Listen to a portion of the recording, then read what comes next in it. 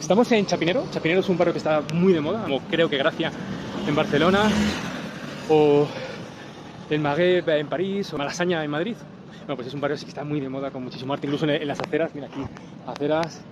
Tenemos dibujos en un montón de sitios, y en uno de ellos, justo en ese de ahí, es uno de los cineclubs más conocidos que hay aquí en Bogotá. Es el Cine Club El Muro. Y aquí, ¿quién está dentro? Pues dentro está gente muy loca por el cine, muy apasionada, y entre ellos Sergio Becerra, que es con el que he quedado para hacer una entrevista. Nada, vamos a hablar de la situación del cine colombiano. ¿Qué mejor que él?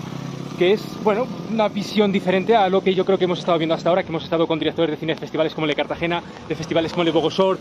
También hemos estado con directores de cine como, por ejemplo, Fabián Hernández de Un Varón. Hemos estado con el director, con Diego Guzmán de La Otra Forma, con un montón de directores que tenían un punto de vista más o menos similar, más o menos, con distribuidores, con productores. Yo creo que aquí vamos a encontrar un punto de vista diferente. Espero no equivocarme. Y nada, vamos a entrar dentro, que por cierto es precioso. Es un cineclub que da gusto, tiene mucho encanto. Tiene una zona de bar, un restaurante, luego aparte arriba es el cine, con un mes sobre Scorsese.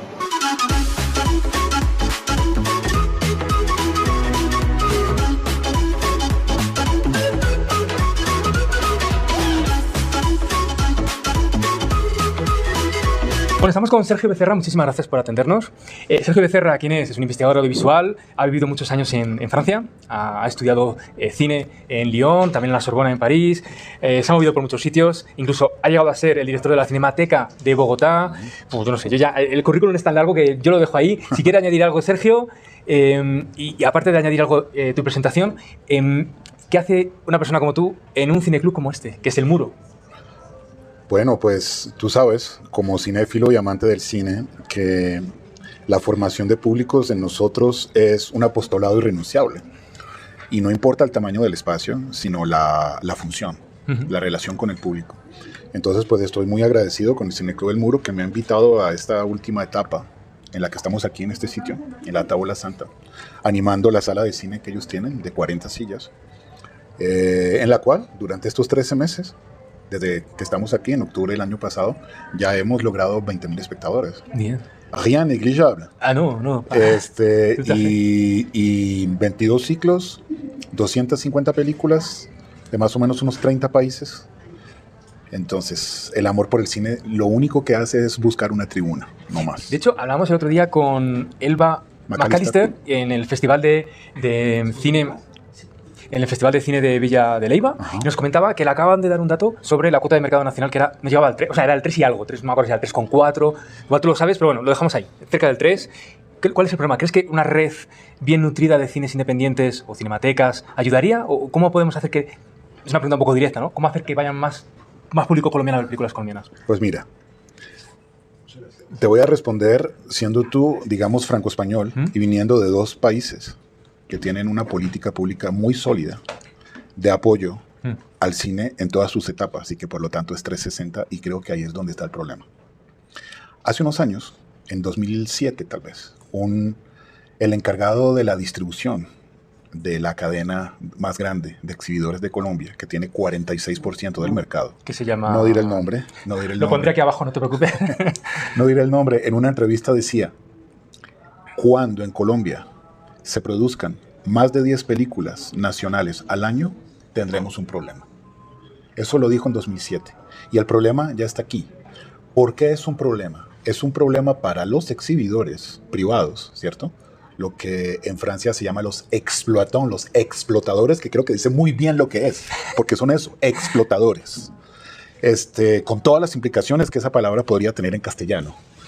El problema es que hay una ley de cine que va a cumplir 20 años el año que viene, que ha funcionado desde el punto de vista del recaudo de un fondo parafiscal administrado por una entidad pública de segundo piso, no público-privada, pública de segundo piso, que se encarga de entregar una política de fomento a través de convocatorias y de becas en pos de la realización de películas colombianas. Sin embargo, el gran problema de esta ley, a pesar de su éxito en la producción, es que no es una ley 360 y concentró toda su energía en que en Colombia se pudiera producir. Pero yo pregunto, y se preguntan los realizadores, y se pregunta creo que todo el mundo, ¿de qué sirve hacer una película que nadie va a poder ver? Entonces, el problema no es que haya 10, ni 20, ni 40 películas colombianas. El problema es que todos sabemos que el negocio de la exhibición de cine en Sudamérica, en Latinoamérica, en Iberoamérica, aunque un poco menos en España o en Europa, es el cine norteamericano. Los exhibidores basan su rentabilidad en el cine norteamericano y por lo tanto todo aquello que no sea cine norteamericano no hace parte del modelo de negocio. Y esos exhibidores tienen unas lealtades con unas majors que les ponen unas metas que tienen que ser sí o sí implementadas. Entonces, si hay una película, 2, 5, 10 películas colombianas que llegan en el momento en que tiene que haber 200 pantallas para El Hombre Araña 6, pues entonces va a fanculo, ¿cierto? Sí. Cine colombiano. Entonces, ¿cuál es el gran problema? El gran problema es que las películas colombianas no pueden depender de la exhibición de los explotadores privados, porque su modelo de negocios nunca va a compaginar con el cine colombiano. Y cambiando una ley de cuotas que obligue al... No sé si eso funciona, ¿eh? La ley 814 sí, del 2003. Del 2003 estipula la posibilidad de la ley de cuotas de pantalla. Sin embargo, en estos 19 años, a nadie se le ha ocurrido, creo que ahora va a cambiar, hacer el decreto reglamentario. Eso te da una pequeñita idea. O sea, que está escrito, pero nadie lo cumple. Está previsto en la ley, pues. pero para que pueda ejecutarse, tiene que tener un decreto reglamentario. Las leyes funcionan solo si tienen decretos reglamentarios. Esa parte de la ley no tiene un decreto reglamentario. Eso te da una pequeña idea del poder de los exhibidores privados sobre el modelo de la política pública en Colombia, lo cual es simplemente escandaloso. Entonces, una pequeña precisión. Las cuotas de pantalla funcionan. Funcionó en Irán, donde en este momento, a pesar de que no estemos de acuerdo con el poder político que en este momento rige los destinos de ese país, logró que el cine iraní fuera el más fuerte en el mercado interno. En Corea del Sur, ¿cierto? Que es un modelo de mercado abierto, de democracia participativa, de prensa libre, es decir, ninguna ONG, ¿cierto? Va a estar criticando a Corea del Sur, y hay mucho que decir, por lo menos con relación a los derechos laborales, por ejemplo. En Corea del Sur hubo cuota de pantalla durante 2 décadas. Y durante esas 2 décadas, gracias a la cuota de pantalla, el consumo interno del cine coreano del sur pasó a ser mayoritario y a derrotar en Francalit a Hollywood en las pantallas. ¿Y ahora cómo está? ¿El cine coreano? El cine coreano está arriba y ya no necesita de cuota de pantalla. En Francia existe, por ejemplo, tú lo sabes perfectamente, la política de fomento, de apoyo a la red de salas de arte y ensayo, sin las cuales no podría haber cine histórico, sin los cuales no podría haber cine clásico, sin los cuales no podría haber una diversidad de cines del mundo que van desde el Extremo Oriente, pasando por África, el Caribe y Latinoamérica, y que por lo tanto asegura la diversidad de las visiones fílmicas que llegan al espectador. Y para terminar, me parece que es un muy buen ejemplo, la Red Nacional de Salas Públicas del Inca en Argentina, gracias a las cuales la participación en el share interno del mercado en Argentina del cine nacional ha subido. Entonces, son iniciativas que la política pública en Colombia, con este nuevo gobierno y la hipotética reforma de la ley 814, tendrán que evaluar, porque en países muy diferentes los unos de los otros, como Argentina, como Corea, como Francia, como Irán, han funcionado, independientemente de que nos guste o no nos guste su régimen político, las personas que ejercen ese poder. Independientemente de eso, las políticas públicas han sido exitosas y de alguna manera Colombia tiene de dónde echar mano para cambiar, digamos, ese asunto que hace que en este momento la cuestión sea mucho más crítica de lo que dice tu entrevistada en el Festival de Villa de Leyva. Porque aquí hay una perversidad que yo he llamado el factor X, es decir, a mayor cantidad de películas colombianas, menor cantidad de público. El mejor punto de share de mercado interno del cine colombiano a partir de la ley del cine fue 2007, cuando Colombia, con 13 películas, logró casi 13% de cuota de pantalla, es decir, 1% por película. Eso fue en el 2007, y desde 2007, de manera consistente, durante 15 años no ha habido más que un descenso paulatino de 1 punto por año. Entonces que no me vengan a mí a decir que esto es la pandemia, que esto es Netflix, no. Ojo, a ver, yo te comparo por ejemplo con España, que igual los datos los tengo más o menos, pero alrededor de un 22% de cuota de mercado nacional antes de pandemia, después de pandemia creo que bajó a un 12%. En cambio Francia se quedó en un 44%, antes y después de pandemia, que son datos que ojalá pues, Colombia pueda llegar a tener en un futuro. Entonces, en el 2018, es decir, un año antes de la pandemia, la pandemia se oficializó en Colombia en abril de 2019, 6 meses después de que todo esto comenzara en el mundo. 2018 fue el año de mayor cantidad de espectadores en las pantallas de cine en Colombia, con casi 64 millones de espectadores. Es decir, más espectadores que habitantes, ¿cierto? Y lo terrible de eso es que de esos 64 millones, solamente 1.2% fueron a ver películas colombianas. Para 40 películas, cuando en el 2007 con 13 habíamos logrado el 13%. Entonces, ¿qué tipo de política pública tenemos? Que por un lado incentiva la producción, pero que por el otro lado no acompaña decididamente a esas producciones para que logren el encuentro con un público que las está demandando, no solamente para que logren unas cifras en pantalla, sino para que logren el cometido final de las películas colombianas, que por Ley de Cultura de 1997 no solamente son, esa es la forma en que lo ven los explotadores, bienes de mercado, mercancías que tienen que ser rentabilizadas. No, según la Ley General de Cultura son bienes culturales de la nación.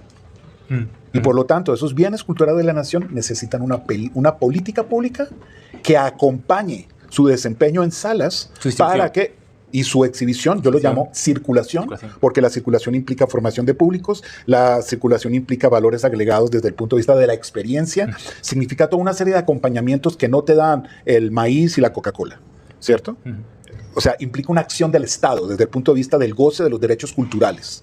Y entonces, si las películas colombianas, por ley, son bienes culturales de la nación, necesitan ser acompañados como tal por una política pública que los incentive y que logre su acometido final, que es la apropiación social.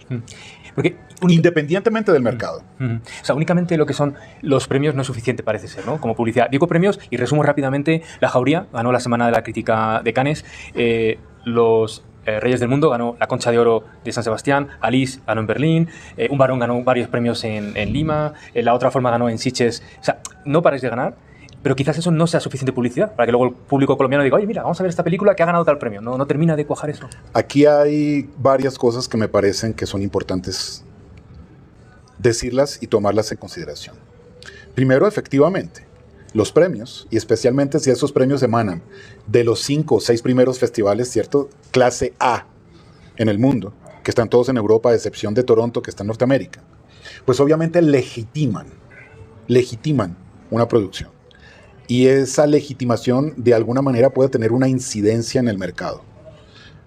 Recordaremos, por supuesto, el papel que jugó Venecia con su León de Oro para Rashomon en el mercado interno japonés, en el momento en que el cine japonés estaba pasando por su segunda edad de oro. Gracias a ese premio, Kurosawa se convirtió en Kurosawa, y esto que era su su 11ª película. Su 11ª película. Sin embargo, una cosa son los premios, y una cosa es el mercado internacional, y otra cosa es el mercado interno. Y el mercado interno se tiene que regir por las necesidades del público interno. Y todos sabemos la presión ejercida desde hace décadas, especialmente por Cannes, por Berlín, sobre todo por esos dos, para imponer toda una serie de parámetros estéticos de cómo deben o no deben ser hechas las películas, dependiendo si vienen de Latinoamérica o del sudeste asiático o de Asia Central. Hay autores que se pliegan a esos condicionamientos, como el señor Reigadas en México, que si Cannes le dice que le tiene que quitar 20 minutos a su película, él se los quita, pero me parece que es una cosa demasiado escandalosa que un cine nacional se tenga que regir por los parámetros que los festivales consideran de lo que debe o no debe ser el cine a nivel mundial. Vamos a hablar ahora un poquito de nuevo de, entre comillas, la producción. Lo que es, y aquí ya me puedes corregir, por imágenes, yo lo podría comparar con la CNC quizás en Francia o con el ICA español. No porque el CNC y el ICA son entidades públicas. Cuando se creó Proimágenes, se creó como un fondo mixto en un momento en el que todavía no había ley general de cultura y en el momento que muy lejos estaba todavía la ley del cine 814-2003. Y en ese momento se partía del entendido que la cultura era un bien de mercado y que por lo tanto debía ser cofinanciada, ¿cierto? Como pasa en Estados Unidos, por el sector público y el sector privado en una especie de entendimiento de alianza público-privada en torno a la idea del mecenazgo. Eso podía tener sentido hace 30 años, pero ya no tiene absolutamente ningún sentido. Entonces, de fondo mixto no tiene absolutamente nada, porque lo que hace Proimágenes Colombia es administrar un recaudo parafiscal de un dinero que es público. Hace muchísimo tiempo que los privados ahí no juegan nada. Dinero. De hecho, la junta directiva de Proimágenes cambió su estructura, cambió su composición, cambió su equilibrio. Los que realmente tienen peso ahora en esa junta directiva son las entidades públicas y el exhibidor privado del que hablamos a comienzo, que tiene 46% del mercado. Es decir, que es arte y parte. Y ahora yo te hago la pregunta. A grosso modo, la cantidad de dinero que se reparte, la conciencia, el conocimiento que tengo yo de la CNC, que son unos 350 millones gracias al 11% de todos los tickets que uno paga por ir al cine, pues se va a una bolsa, son 350 millones. En España no existe una bolsa, es el gobierno de turno que dice doy 70, 80 millones, depende del año. Eso no es muy independiente porque es el gobierno que dice ahora doy poco, ahora doy mucho. Aquí, a priori, sí que es independiente, es un poco como el cine francés, dependiendo de la gente que vaya al cine, pues hay más dinero o menos dinero. ¿Tú piensas que realmente los fondos se distribuyen de forma independiente para producir? En teoría sí. Según el mecanismo sí, porque efectivamente el rol de este organismo, que si bien en teoría puede ser considerado un fondo mixto, pero que al administrar fondos públicos tiene, por lo tanto, un carácter público y por eso es una entidad pública de segundo piso, ¿cierto? Lo que hace es recibir el recaudo y convertirlo en una política de fomento a través del diseño de unas convocatorias para cortos, para proyectos multimedia, para documentales, para proyectos en curso, para escritura de guiones, para apoyo a la realización de largometrajes, eventualmente para la presentación de esos largometrajes en festivales, ¿cierto? El punto es que, una vez más, la forma en cómo se recauda ese fondo es perversa. Las películas colombianas no pagan el 8.5. Ese 8.5 lo pagan esencialmente las películas extranjeras, es decir, hollywoodenses. Es decir, que si tú vas al cine a ver Spider-Man, parte de ese dinero, el 8.5 del dinero que yo pago por ver Spider-Man, va a ese fondo del desarrollo cinematográfico. Claro. Pero si voy a ver Los Reyes del Mundo, no. No, vale. El gran problema es el siguiente. ¿Qué te está diciendo ese modelo? Que ese modelo funciona entre más cine norteamericano la gente vea, ¿cierto? Y desentiende el desempeño del cine colombiano, que es el que debería, ¿cierto? Sí. En el que se debería basar este modelo. Entonces, perversamente, entre mejor le vaya al Hombre Araña, claro, sí. Más películas colombianas se pueden hacer para que nadie las vea, ¿cierto? Ese es el gran problema del cine colombiano, independientemente de los premios. Entre más películas colombianas se hacen, menos personas las van a ver, y eso es intolerable. Es que a veces ocurre en el cine español también el síntoma de las estanterías llenas de premios y las salas vacías, ¿no? Entonces, si tú me preguntas si el fondo es independiente y objetivo, en teoría sí. Ha habido mucha crítica sobre los jurados, sobre los criterios de selección de jurados y sobre las personas que eligen a los jurados. Esos criterios y la ampliación de la toma de decisiones en cuanto a quién es jurado o no y por qué ha tenido lugar en los últimos años. Antes eran decisiones plutocráticas, ¿cierto? Ejercidas por una o dos personas.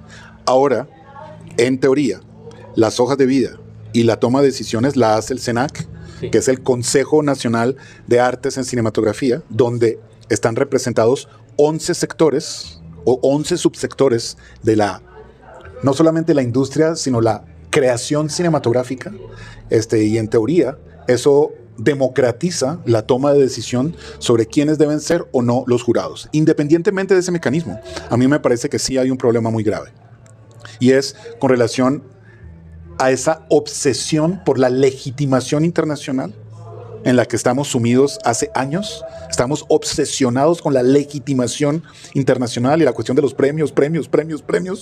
Ya los premios están, por lo menos los premios intermedios, y sin embargo no hay legitimación todavía. O sea, la legitimación no pasa necesariamente por los premios, pero lo que te quiero decir es que los jurados no necesariamente entienden el proceso de consolidación y el momento por el que está pasando el cine en Colombia, y por lo tanto aplican criterios muy propios o de su visión o de sus mercados, con un sesgo muy claro hacia el cine arte o la producción de autor de nicho de mercado, que es la que de alguna manera imponen los festivales. Y me parece que esa producción es importante, es interesante, es necesaria, hay que apoyarla, pero no es la única. ¿Qué dices? Que igual no hay que hacer cine específico como me piden los festivales para que compitan, ¿no? O sea, lo que yo te quiero decir con esto es que el dinero público no es para producir películas que van a consumir finlandeses. El dinero público es para ayudar a hacer películas que van a consumir los colombianos.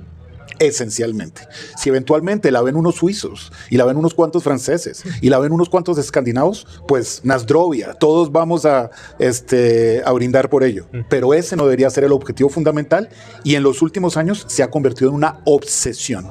Las dos fuerzas que entran en pugna aquí.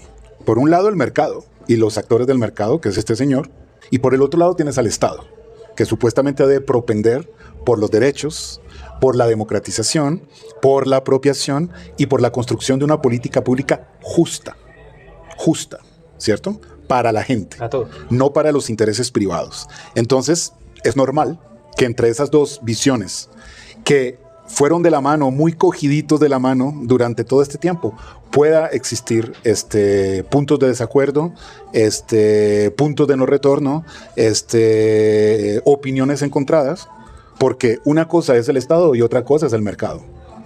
En las sociedades de mercado se ha tendido a pensar que el mercado y el Estado son lo mismo, pero resulta que no. Entonces yo no personalizaría el debate. A mí me parece que en este momento estamos entrando en una nueva fase, y recientemente el presidente Petro, que lleva 100 días de ejercicio del gobierno, no vamos a decir del poder, pero del gobierno, ha dicho en la COP27 en Sharm el-Sheikh que es tiempo de la humanidad y no del mercado. Esperemos que eso tenga una aplicación concreta en cuanto a la política pública audiovisual. ¿Y el futuro? ¿Dónde ves el futuro del cine colombiano? Pues bueno, el futuro del cine colombiano lo veo con retos y con desafíos. El primero fue el logro en menos de 90 días de la aprobación de una nueva ley tributaria, de una nueva ley de recaudación de impuestos, que por primera vez logró en Colombia lo que ya se había logrado en Europa, no sin duras batallas y no sin una intervención decidida del Estado, que fue obligar a los dueños de las OTTs, es decir, de las plataformas estilo Netflix o HBO, a que paguen impuestos. Por primera vez esta gente va a pagar el IVA. Por primera vez. De lo que ganan aquí en Colombia. Por supuesto, por supuesto. Esa es una primera etapa, pero obviamente la idea es que en una segunda etapa puedan pagar también un impuesto derivado, es decir, un impuesto indirecto, lo que aquí ya llamamos un ingreso parafiscal, para que puedan permitir el fortalecimiento de la política pública y de la ley ahí donde ha fallado. ¿Dónde ha fallado?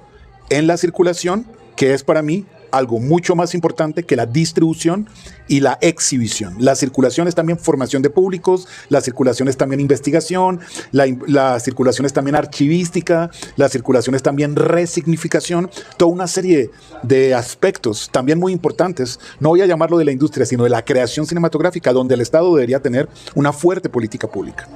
Entonces, uno, esa nueva ley tributaria. Dos, la aprobación del nuevo presupuesto del Estado, que entra a regir desde el 1 de enero del 2023, donde por primera vez el sector cultura tiene un aumento de 50%. ¿Con respecto al año anterior? Con respecto a este año. Bueno. Y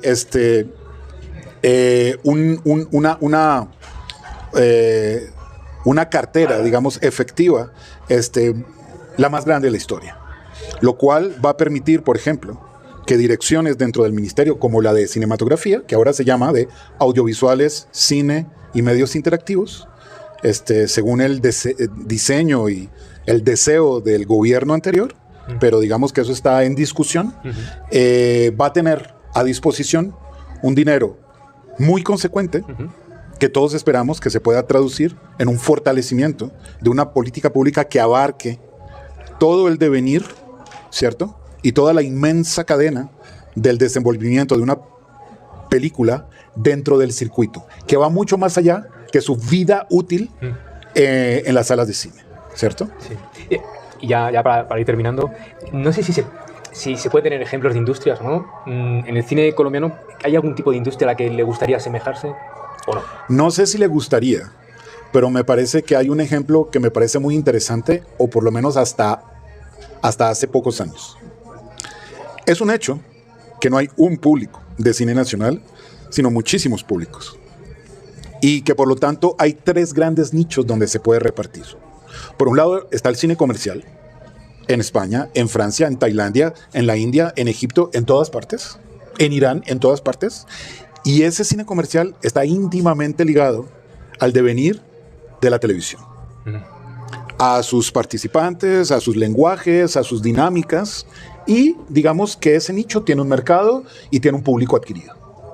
Por el otro lado, en el otro extremo, está el cine que llamaremos de arte y ensayo, que llamaremos independiente, que llamaremos autoral, que tiene muchas ideas, que tiene enorme participación en festivales, pero que no ha logrado consolidar un público interno. De hecho, muchos de sus directores han dicho de una forma, me parece, equivocada en público, que no les interesa el público. No les interesa el público. Me parece que es una visión errónea, ¿cierto? Cineastas tan disímiles como Hitchcock, Pasolini o Eisenstein pusieron en el centro de su obra al público, por razones muy diferentes, las unas de los otros. Razones políticas, razones de mercado, razones poéticas, pero el público en el centro del asunto.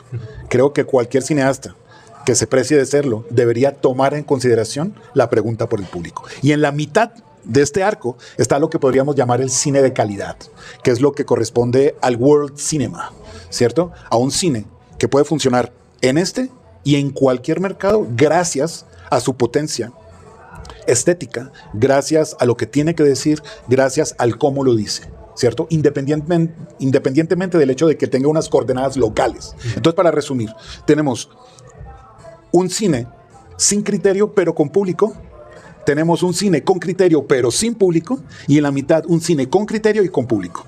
Ese cine con criterio y con público no tiene un apoyo lo suficientemente claro para poder expander, ¿cierto?, su influencia en el mercado interno y por lo tanto en el mercado externo en segunda instancia. Ningún cine que se haya convertido en un fenómeno mundial lo fue sin ser primero un fenómeno local, ni en Japón, ni en Irán, ni en Corea del Sur, ni en Francia. Lo fueron primero en sus países y luego sí después al export. Aquí queremos lo uno sin lo otro y eso no es posible. Entonces, me parece que hay una política de apoyo a ese cine de calidad, a ese world cinema que podría competir en cualquier mercado con calidad, con títulos como, por ejemplo, El silencio de sus ojos.